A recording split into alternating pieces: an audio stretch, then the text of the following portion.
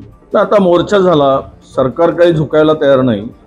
सरकारचे चेले सपाटे जे ओबीसीचे दुश्मन आहेत ते या JRचा कुठलाही ओबीसीला नुकसान होणार नाही अशा प्रकारची छाती बदडून सांगत आहेत. पण यामध्ये संपूर्णतः ओबीसीचं नुकसान होत आहे.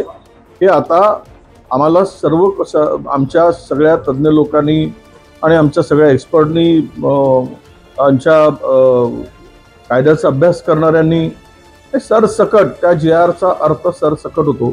बावनकुळे साहेब म्हणाले की 4 जिल्ह्यापुरती मर्यादित आहे. अहो निजामशाहीमध्ये 4 जिल्हे होते, 4चे 8 झाले आणि 8 झाल्यानंतर जो ओबीसीचं प्रमाणपत्र मिळतंय ते प्रमाणपत्र ओबीसीचं कुठेही महाराष्ट्रात देशात कुठेही लागू होतं. एकदा त्याच्या हातात प्रमाणपत्र आलं की त्यामुळे ते काही 8 जिल्ह्यासाठी प्रमाणपत्र ओबीसीचं देणार आहे, कुणबी प्रमाणपत्र आणि ओबीसीचं प्रमाणपत्र. म्हणजे असं कशाला दिशाभूल करून बावनकुळे साहेबांना विनंती आहे की तुम्ही ओबीसीच्या भरोशावर मोठे झाला. तुम्हाला अडगडीत टाकलं होतं काँग्रेस आपल्या भाजपनी, परंतु ओबीसी मुवमेंट सुरू झाल्यानंतर तुमची दखल त्यांना घ्यावी लागली आणि तुम्हाला त्या पदावर बसवावं लागलं. हे ओबीसीचं यश आहे, हे बावनकुळे साहेबांनी विसरू नये. आणि त्यामुळे त्यांनाही आमची विनंती आहे की या JRमुळे नुकसान होत आहे, तुम्ही जरा हिंमत करून बोला मंत्रिमंडळामध्ये. तुम्ही सत्तेच्या खुर्चीसाठी वाहत जाऊ नका अशी सुद्धा आम्हाला त्यांना विनंती करायची आहे. राहिला विषय की आता 15 दिवस झाले, 20-16 दिवस आमचा मोर्चा निघून सरकार काय हलायला तयार नाही.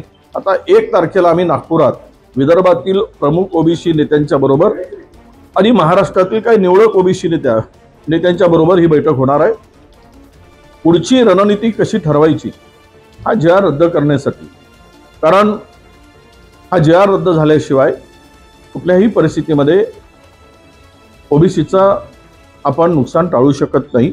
ही वस्तुस्थिती आहे. आम्हाला कुणाला दिलं याचं आम्हाला हे नाही, पण आमच्या वाट्याचं कोणी नेऊ नये हीच आमची सगळ्यांच्याकडनं अपेक्षा असणार आहे. आम्ही कोणाचे दुश्मन नाही, मराठा समाजाचे सुद्धा आम्ही दुश्मन नाही. मराठा समाजांना दिलंच पाहिजे, पण तो स्वतंत्र एक हे करून दिलं पाहिजे. ही आमची काल भूमिका होती, आजही भूमिका आहे आणि उद्याही असणार आहे.